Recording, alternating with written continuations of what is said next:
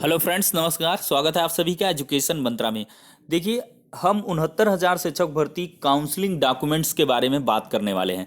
क्या है कि बहुत सारे अभ्यर्थियों के सवाल आ रहे थे, लाइव सेशन में भी बहुत सारे अभ्यर्थियों ने सवाल किए थे और इधर बीच कुछ ऐसा माहौल जनरेट हुआ है जब से ऑर्डर रिजर्व हुआ है कि काउंसलिंग पर अभ्यर्थियों का ध्यान केंद्रित हो गया है। और ऐसे में जब 30 से 40 दिन का एक समय है ऑर्डर रिजर्व से डिलीवरी तक में, तो ऐसे में अभ्यर्थियों को चाहिए कि सारे के सारे जो डॉक्यूमेंट्स हैं काउंसलिंग में लगेंगे उनको सहेज कर रख लें। हर एक चीज़ को क्लैरिफाइड तरीके से रख लें जिससे कि उनको बाद में किसी प्रकार की कोई दिक्कत का सामना ना करना पड़े। क्योंकि क्या होता है, काउंसलिंग का जो शेड्यूल है वो काफ़ी जल्दी आएगा, उसकी सारी प्रोसेसिंग के बारे में बताएंगे। अगर किसी प्रकार की कोई भी गलती अभ्यर्थी के द्वारा कर दी गई तो फिर बहुत बड़ी प्रॉब्लम हो जाएगी। तो इस वजह से अभ्यर्थियों को चाहिए कि इन सारे के सारे डॉक्यूमेंट्स को, जो 16 सबसे महत्वपूर्ण डॉक्यूमेंट हैं, उनको तैयार अवश्य कर लें। तो चलिए, सबसे पहले तो काउंसलिंग संबंधी हर एक दुविधा का हम पुख्ता एवं सटीक समाधान लेकर के आए हैं।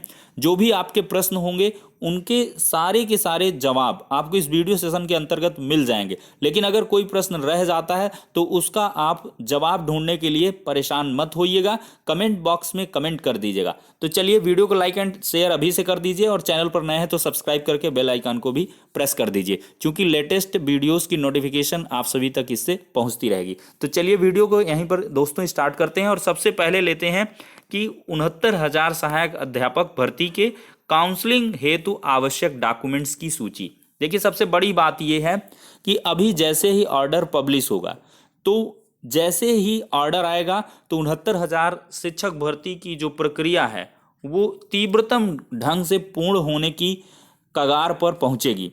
और ऐसे में क्या होगा, सबसे पहले तो आपको एक फॉर्म भरना पड़ेगा, फाइनल आवेदन करना होगा 69,000 सहायक अध्यापक भर्ती का। वो कुछ इस प्रकार से होगा कि आपको 75 जनपदों के जो है चूज करने का मौका मिलेगा, यानी कि इच्छित जनपद को प्रायोरिटी के तहत आप सेलेक्ट करेंगे। 75 जनपदों के विकल्प को भरवाया जाएगा और राज्य स्तरीय चूंकि मेरिट बननी है, स्टेट लेवल मेरिट बनेगी, तो इसके लिए 75 जनपद के आप क्रमवार अपने तरीके से जो भी गुणांक के आधार पर आप पहले भरेंगे।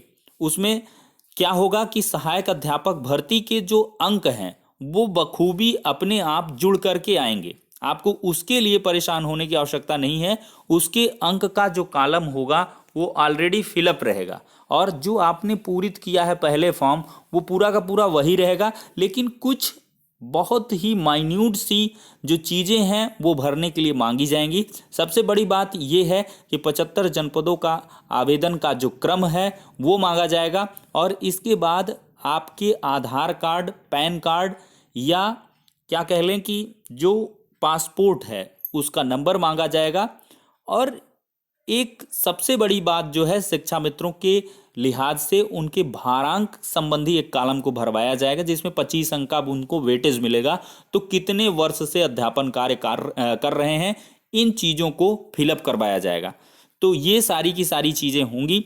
और फिर इसके बाद रजिस्टर्ड मोबाइल नंबर पर OTP वगैरह जाएगा। तो इसके लिए भी आपको मोबाइल नंबर को, जो पहले आपने फॉर्म भरा था उसमें एडिटिंग नहीं होगी, तो वही फॉर्म में OTP जाएगा। तो आप क्या करेंगे कि उस मोबाइल नंबर को सहेज कर रखें। अगर बंद वगैरह हो गया है तो उसके लिए बहुत परेशान होने की आवश्यकता नहीं है। जब फॉर्म वगैरह भराया जाएगा तो 1 हफ्ते का समय रहेगा और आपको जो जाना होगा वो सचिव बेसिक शिक्षा परिषद कार्यालय जाना होगा, जो कि प्रयागराज में अभी है, जिसके प्रतिस्थापन की प्रक्रिया चल रही। हो सकता है कुछ दिनों के बाद वो लखनऊ में चला जाए, तो तब तक की स्थिति में तब देखेंगे, लेकिन फिलहाल के लिए ये है। तो सबसे पहले यही है कि आवेदन पत्र जो आप पूरित करेंगे, सबसे पहले उसकी ज़रूरत पड़ेगी। देखिए, काउंसलिंग के डॉक्यूमेंट्स की सूची आप इसी क्रम में रखेंगे।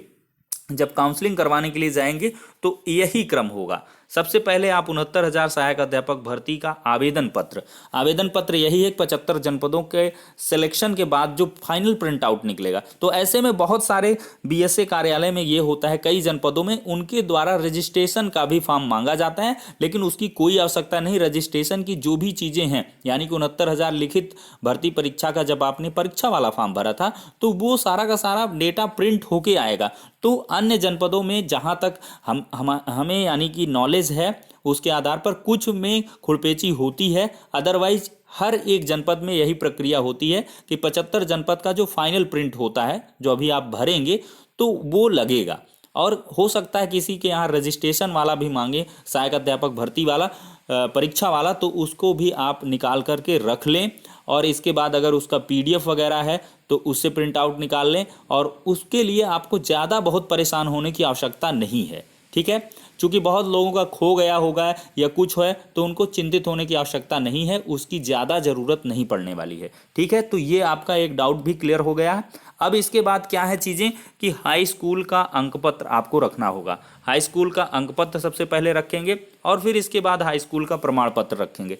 अंकपत्र सह प्रमाण पत्र भी है तो उसके लिए चिंतित होने की आवश्यकता नहीं है। अंकपत्र सह प्रमाण पत्र को आप लगा देंगे, और अगर किसी भी प्रकार की कोई मिस्टेक है तो उसको अभी से करेक्शन करवा लें, क्योंकि फिर बाद में आपको दिक्कत हो जाएगी। नंबर से अंक से संबंधित किसी प्रकार की कोई करेक्शन करवानी है तो अभी टाइम है, इस दौरान करवा लें इस दरमियान। और इसके बाद की स्थिति में आपको एक हलफनामा देना पड़ेगा, तो हलफनामे से बेहतर होगा कि आप अभी से करेक्शन है अगर संभव है तो उसको करवा लें। फिर इसके बाद इंटरमीडिएट का अंक पत्र, इंटरमीडिएट का प्रमाण पत्र और स्नातक के समस्त वर्षों या सेमेस्टर के अंक पत्र। जिन्होंने बीटेक वगैरह करके रखा है तो हर एक सेमेस्टर के अंक पत्र लगेंगे।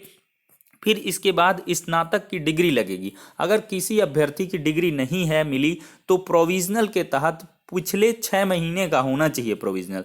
तो अभी से प्रोविजनल की प्रक्रिया स्टार्ट कर सकते हैं, या हो सके तो अभी कुछ दिनों के लिए रुक जाएं, लेकिन उसकी प्रक्रिया जान लें कितने दिन में कैसे प्रोविजनल मिलता है। अब तो बहुत सारे यूनिवर्सिटीज़ का ऑनलाइन है प्रोविजनल, आप सीधे से फी पेमेंट करिए और डायरेक्टली आप प्रिंट आउट भी निकाल सकते हैं। तो ये सारी की सारी डिग्री को लेकर चीज़ें हैं।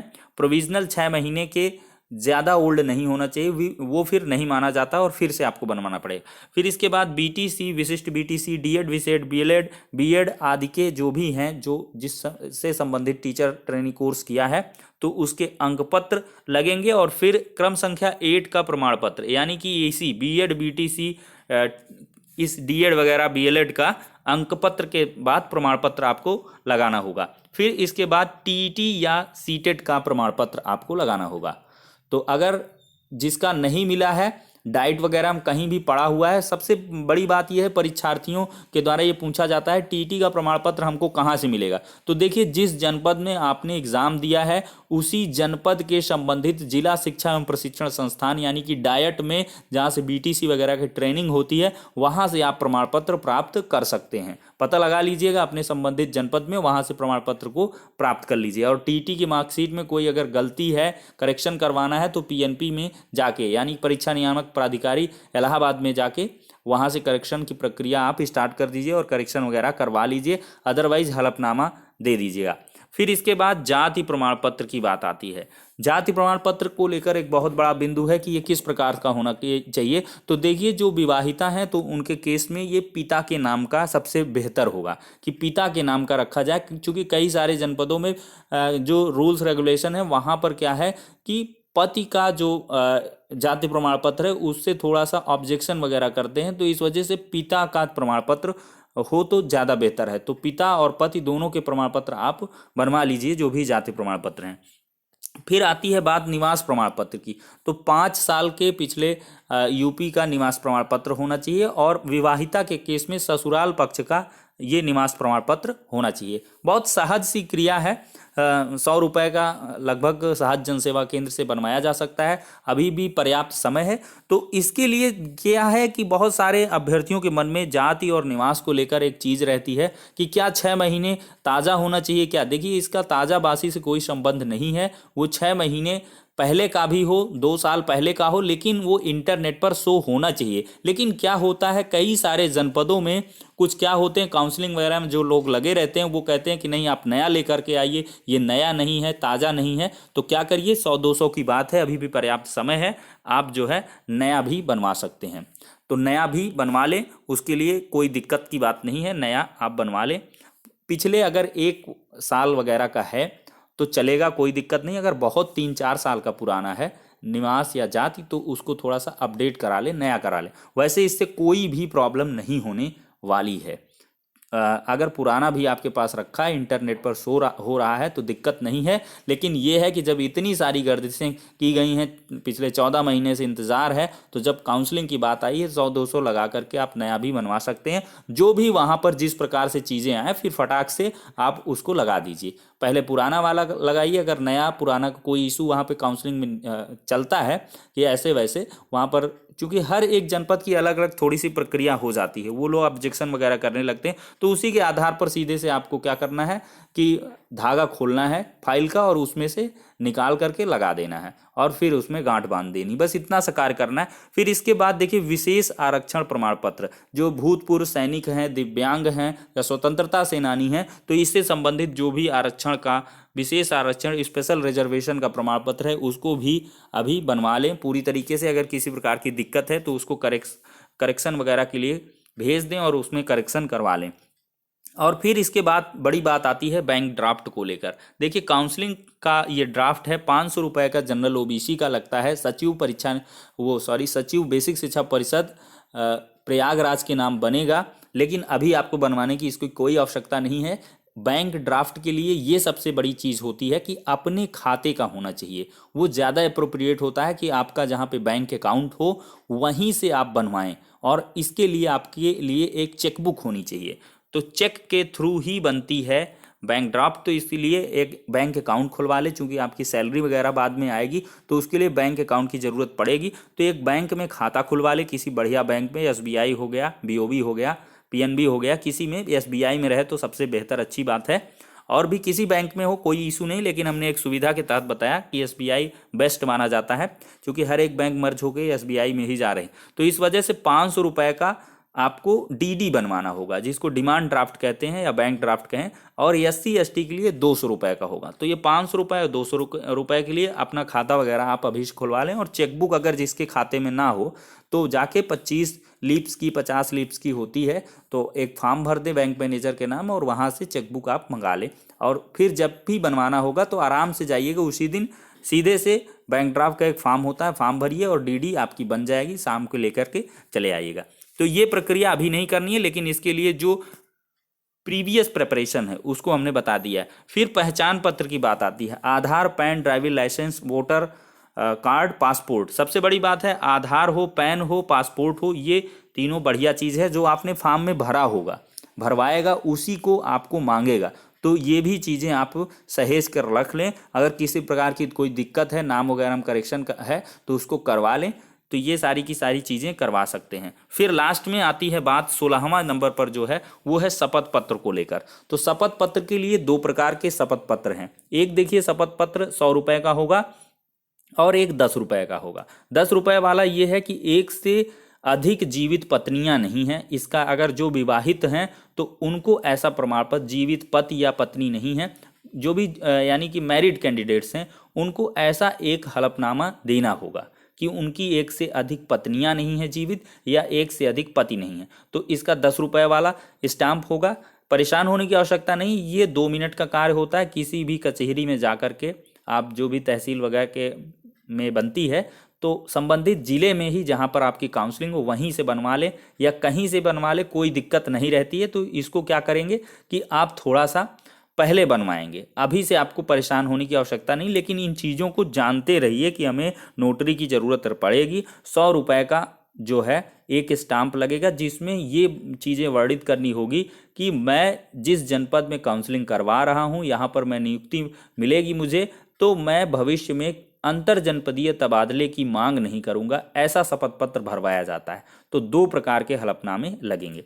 ये हो गया। और किसी भी प्रकार का अगर कोई करेक्शन है, कोई गलती है, तो उसके संबंधित आपको हलफनामा लगवाना पड़ेगा। तो कुल मिलाकर ये सारे के सारे डॉक्यूमेंट्स हैं जो अति महत्वपूर्ण हैं 69,000 शिक्षक भर्ती के लिहाज से, काउंसलिंग के दरमियान आप सभी को लगने हैं। तो अगर किसी के पास कोई डॉक्यूमेंट्स अभी से नहीं है तो इनको सहेज कर रख लें। और इनसे संबंधित अगर आपके अतिरिक्त कोई सवाल है, हाँ, डोमिसाइल को लेकर एक बहुत बड़ा सवाल रहता है जो अदर स्टेट वाले कैंडिडेट्स हैं। तो अदर स्टेट वाले अपने जहाँ का आपका डोमिसाइल हो वहाँ का आप रखिएगा, डोमिसाइल होने चाहिए, यानी कि निवास प्रमाण पत्र। यहाँ पर ये बाध्यता खत्म कर दी गई है कि उत्तर प्रदेश का निवास प्रमाण पत्र रहना जरूरी ही नहीं है, किसी भी स्टेट का हो वो वैलिड होगा, क्योंकि हाईकोर्ट का जजमेंट है। और 68,500 शिक्षक भर्ती के अंतर्गत कई सारे अभ्यर्थियों को नियुक्ति पत्र भी मिल चुके हैं और उन्होंने ज्वाइन भी कर लिया है, अध्यापन कार्य भी कर रहे हैं। तो जो अदर स्टेट वाले हैं उनको जनरल के तहत काउंट किया जाएगा, कोई भी ओबीसी एससी का रिजर्वेशन नहीं दिया जाएगा, ये खास बात होती है। तो चलिए, ये कुल मिलाकर वीडियो सेशन था। जो डॉक्यूमेंट्स संबंधी जो भी दस्तावेज हैं, उनसे संबंधित जो भी प्रश्न हैं, उनके आधार पर ये वीडियो को तैयार किया गया। अगर किसी प्रकार का अलग सा कोई प्रश्न है तो उसको कमेंट बॉक्स में आप लिख सकते हैं। वीडियो को लाइक एंड शेयर जरूर करिएगा। बड़ी मेहनत के साथ वीडियो को प्रिपेयर किया गया है, बड़ी संजीदगी के साथ हर एक चीज़ को रियल और ऑथेंटिक तरीके से आप सभी के समक्ष लाया गया है। तो इस वजह से आप लाइक ज़रूर करिए, इससे मोटिवेशन भी मिलती है अन्य जो वीडियोस को बनाने के लिए। तो ठीक है, नेक्स्ट वीडियो में मिलते हैं, तब तक के लिए शुक्रिया, धन्यवाद।